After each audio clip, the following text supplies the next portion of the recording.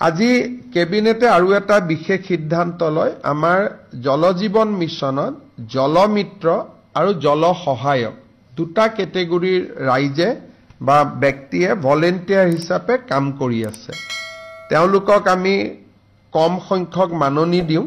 কিন্তু কাৰোবাৰ মৃত্যু হলে পৰিয়ালটো যথেষ্ট অসুবিধাৰ সন্মুখীন হয় কেবিনেটে আজি এটা সিদ্ধান্ত লৈছে যে জলমিত্ৰ সজল মিত্ৰ বা জল সহায়ক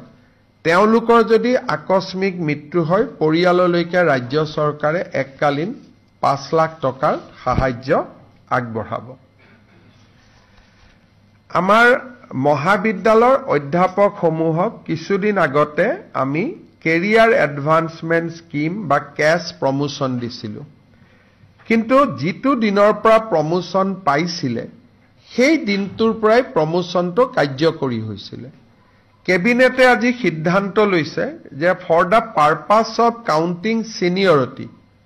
তেওঁলোকে যি দিনৰ পৰাই যোগ্য হৈছিল সেই দিনাখনৰ পৰাই তেওঁলোকৰ প্ৰমোশনটো আমি কাউন্ট কৰিম ইয়াৰ ফলত এসিস্ট্যান্ট প্ৰফেসৰ জন এসোসিয়েট হোৱা এসোসিয়েট জন প্ৰফেসৰ হোৱা এই প্ৰক্ৰিয়াটোত কলেজ অধ্যাপকসকলক সহায় কৰিব কিন্তু বিত্তীয় সুবিধা তেওঁলোকে নাপাব খালি তেওঁলোকৰ প্ৰমোশনটো আমি তেওঁলোক যি দিনাখনৰ পৰাই সাৰবাইদসকল অসম চৰকাৰ কেন্দ্ৰীয় চৰকাৰৰ আৰ্হিতে চলে